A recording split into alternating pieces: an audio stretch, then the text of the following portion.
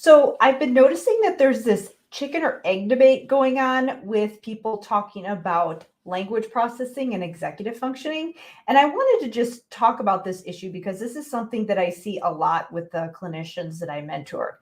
So here is what I see happening. And I wanted to just share the different sides of the debate and how I actually interpret this and then apply it to practice. So, on one side of the debate, there are people saying things like, when you're thinking about language processing and being able to understand language, there are people on one side of this argument saying things like, well, if in order for us to have executive functioning skills, which are the higher level processes that allow us to self regulate, to engage in goal directed behavior, to plan, to organize, to execute, and self monitor. So, in order to be able to do those things, you have to be able to engage in internal self talk.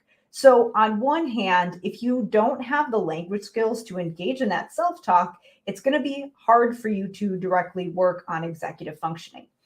On the other hand, and actually, this is still that same side of the debate, where if you are looking at executive functioning applied to specific academic tasks like reading, which is a lot of the work that I do, because a lot of the work that I do focuses on building the language skills that are going to support reading and writing and literacy, and a lot of those specific academic tasks. Obviously, it can support other things as well, but a lot of the work that I do really focuses on reading and writing. So when we're thinking about just that high level processing and being able to get the big picture of what you're reading, which is an executive functioning skill.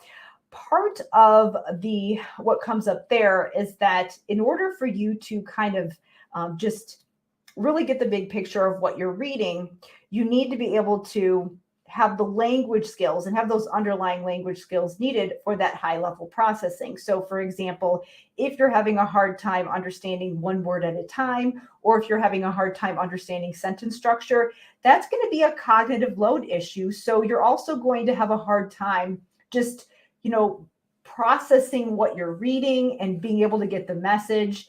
And again, it is going to impact your ability to kind of just understand the messages behind what you're reading. So in that sense, we do need to address a lot of those underlying language issues that are getting in the way of high level comprehension, which again is something that we often talk about when we think about executive functioning and planning and execution. A lot of those comprehension strategies that teachers are showing students do incorporate executive functioning into them.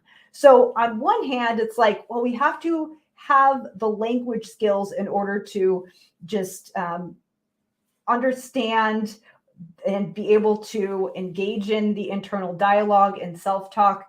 And we also have to be able to minimize cognitive load. If we're having such a hard time processing words and sentences, then of course it's going to be hard to get the big picture, and that's going to impact our working memory capacity, or not necessarily impact our capacity, but it's going to impact the amount of our working memory capacity that we're able to access. So in that sense, it's going to have an impact on some of those things that look like executive functioning. So that's one side of the debate. But then the other side is, okay, if you're going to actually work on things like language and vocabulary, you need to be able to attend and focus and self-regulate, which also falls under that realm of executive functioning. So on the other hand, while we do need some underlying language skills in order to engage in things that require executive functioning, we also need to be able to attend so that we can learn the language skills to engage in the executive functioning. So again, it's like, is it the chicken or the egg? It's kind of hard to tell. So again, part of one of the prerequisites for learning is that we're able to attend and self-regulate and notice when we're not paying attention and redirect our focus. And so it's really messy. And I think that I've seen people hit it from both angles and make arguments for both sides, where it's like, is it this or is it that? Do we have to work on language first, or do we have to work on executive functioning first? And how do we do it? Well, I don't know that you can clearly differentiate one or the other. I don't know that we can clearly say, do this, then do that. I think that it's when you're thinking about language and cognition, all of these skills kind of mesh together, and it can be a little bit messy, which is why probably one of the most common questions I get from SLPs, for example, is where the heck am I supposed to start? What am I supposed to do? And a lot of times when they come into some of my programs, for example, my Language Therapy Advanced Foundations program, which really does get gives people a system for working through those language skills that support language and literacy. A lot of times people, when they come into that program, they're working on a lot of those high level comprehension strategies that do seem more like you're working on executive functioning, and they're not seeing their students make progress. And so they actually do need to address some of those language skills that are going to help to reduce the cognitive load and free up some resources for that high level comprehension and processing. So with all that being said, there's kind of the question of, all right, what the heck are we supposed to do? How do we make sense of all of this? So here's how I see it. Again, I don't think that there's this clear entry point where it's like we have to do this and then we do that. And I don't think you can really separate language and executive functioning. Even though they're separate constructs, it's so blended together, it's really hard to isolate. And language is like that as well, where when you're working on one thing, you're always working on the other thing. So the way that I address it, when I am working with SLPs, for example, if they want a framework to just figure out where the heck they're supposed to start, I usually start with things like working on vocabulary and word study and the language that's going to support reading. The reason that I do that is because a lot of them are working with kids in the school age, and a huge portion of the language issues that come up in the school age have to do with those harder language skills that where it's like in basic conversation, you don't necessarily notice as much of an issue, but they come out when students are doing the more difficult academic work, because the language of reading and writing is a lot more complex than conversational language. So if SLPs, if people are struggling with that and they need to support students in those more challenging academic language skills that are going to help support literacy, then I start with the vocabulary and the syntax. And the reason that I do that is because when you're thinking about executive functioning, it's like this huge umbrella that has to be applied to everything that kids are doing. So everybody who's working with a child really should be supporting it across settings, because number one, the best way to learn it is in context, and the best way to support those skills is just in real, actual applied situations. And because it has to do with regulation and focus and internal dialogue and all of those things, that's something that you have to do across the board with everything that you're doing.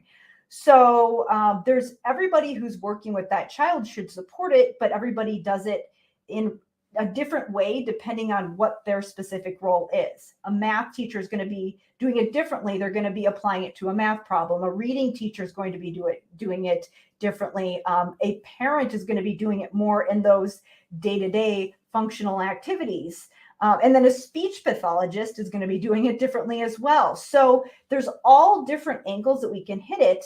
And so the way that I usually start with mentoring my SLPs is that I show them how to do it in conjunction with working on language and vocabulary. So it's not like, I'm saying work on vocabulary first and then work on executive functioning. What we're really doing is that we're working on vocabulary and syntax in a way that embeds metacognition and self-regulation and internal dialogue. That's really the way that we're building those skills. So really, it's not just about what you're teaching. It's also about how you're doing it. We want to teach all these other skills in a way that is going to help kids to not just learn specific skills, but also just be able to apply strategies. So what I mean by that is, when we're working on vocabulary, it's not just on getting kids to memorize a word list or feeling like you need to teach them a certain set of words. Yes, obviously, we want to think about what vocabulary we're using for therapy, but really more it's about helping them think about words and language differently so that they can apply that to other words that they come across. So what I do is I focus on the language and the vocabulary. And so technically I'm focusing on language first, but I'm really not, because I'm embedding executive functioning into that. Now I'm only really talking about semantics and syntax, but the reason that I do that is because a lot of times when people come in and they're like, I'm overwhelmed, I don't know what to focus on, I don't want to throw all of these different terms at them at once. So what I usually do is kind of do like sort of a wax on, wax off sort of thing, where I'm like, okay, we're working on this, and they don't realize that they're working on this other thing. But then later, once we've kind of got solidified in just how we're going to build vocabulary, then oftentimes I come in and I'm like, okay, actually what we've been doing the whole time is working on these other skills. So I think that the way that I teach it, I take all these things into account, but also I am thinking about how much information the clinicians need at once, because I think it is really overwhelming. I think that we need to remember that adult learners need scaffolding too. And I always want to think about how much information do people need at once? So with that all in mind, the way that I think about this is that I think that when we're thinking about clinical practice and when we're thinking about how to really be more effective in your role as a pediatric therapist, there are different layers to this. Where I start first is that, I do have a number of programs that they're specifically for SLPs, and they are focused on getting them to just be comfortable with their direct therapy. Like, what do I do in language therapy? So I start there. But now what I've recently added is a focus on leadership, because what a lot of people realize is that once they get really solid in their discipline, or they start to feel more comfortable in what they're doing when they're actually just sitting in their sessions, is that they realize that that is just a very, very tiny piece of the puzzle that they need in order to be successful in their careers, and then also just really making an impact on their caseload. And I talk about executive functioning a lot within this context, because a lot of times the SLPs that I'm working with, they realize, so they're working on language, and then they kind of realize they've also been working on executive functioning this whole time. But then they also realize that if they're going to really build their students' executive functioning skills, they can't just do it in a pull-out setting. You can do a lot in a pull-out setting, but you can't do everything. And so you have to think about different ways that you serve your caseload. And so that's why a lot of times we have to kind of shift our thinking to not just think about what am I doing when I have my students in front of me, and thinking of yourself as this, therapist that pulls kids out of their classroom, or, if you're in a private practice or a medical setting that sees them in this, pull-out situation. We have to think more flexibly about the way that we not just plan our sessions, but design our services. So ultimately, you almost have to think of yourself not as a therapist, but as someone in more of a leadership position, because you're thinking about designing services. And the reason that we need to do that, and this is true whether you're an SLP, whether you're, a psychologist, a social worker, a reading specialist, all of these practitioners, a lot of times you have this kid in front of you and you're thinking, okay, like, what am I doing for them? But then you also realize that you're just this tiny piece of the puzzle. So in order for you to really make good decisions, you have to kind of zoom out and think about what everybody else is doing. And that means that many times you actually have to collaborate with those other people. You have to maybe encourage them to take some of the things that you're doing and incorporate it into what they're doing. You have to maybe get people to change their thinking about certain things. And a lot of times you kind of have to start from the top. And so that is really a lot. You have to really think about changing the way that things operate in your facility, in your community, and just, again, in your field as a whole. And so you have to really think differently. So it's not just about what you're doing in therapy. It's about all those other things, collaborating and training others, because the whole point of that is that, and I like to use language and executive functioning as an example, where it's, you realize, so for example, I'm going to just use an example for my situation where you realize that if as you've been working on language, you realize you've also been working on executive functioning, but you also realize that you're never going to really fully address that issue on your own in your pullout sessions. So you have to start maybe talking to the social worker about what they're doing in order to help get them on board in, training in these specific skills. And then you might have to talk to the teacher about what they're doing in the classroom to start integrating some of that work in there. And then you might have to talk to the parents to figure out what they're doing at home. And so that means that you're really thinking about what you're doing and what your role is in a broader lens, because that's really the only way that you're going to be truly effective. So I know that kind of, again, initially we're kind of talking about language or executive functioning, but really the ultimate question, or the way that I answer that question, is that I think of things like that, where we have this overlapping scope and these skills that kind of mesh together. I think that it's not necessarily thinking about we have to work on this skill first, and then we have to work on this other one second.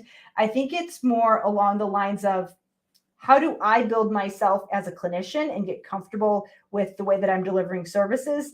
And how do I layer my clinical skills so that I'm thinking about this issue in more depth, and really building this deeper understanding of what I'm doing? And so with that whole debate that I'm mentioning here, I think that that has been a big part of my own personal journey in understanding what I'm doing and how it fits all together.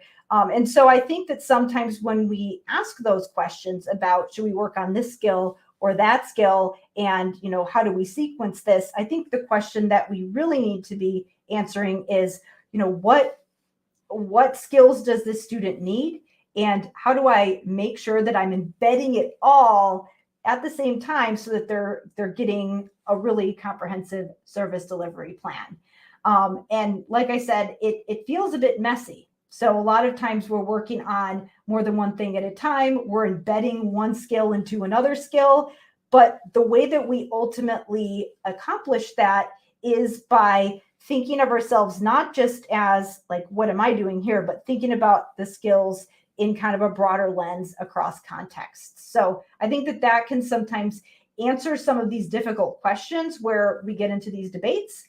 But that's really how I see it working. So I wanted to share with issues like this. I think that, you could kind of go on and on and on, and, just like really get down rabbit holes of how you think about them. But I think that ultimately the solution is that we have to really collaborate as across disciplines in order to make things happen.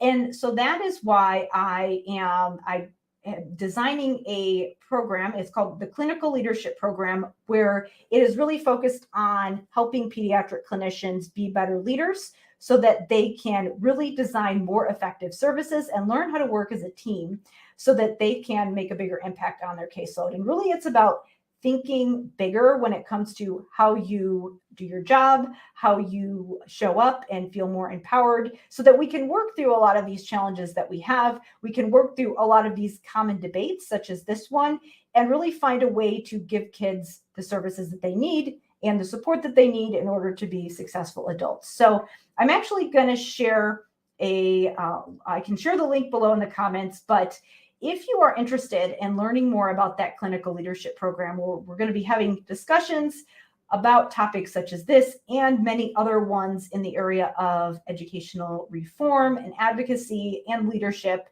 then you can actually go to the waiting list page at drkarendudek-brannan.com/leadership. Again, that's drkarendudek-brannan.com/leadership. And you can get on that waiting list page so that you can learn more about when the program is open.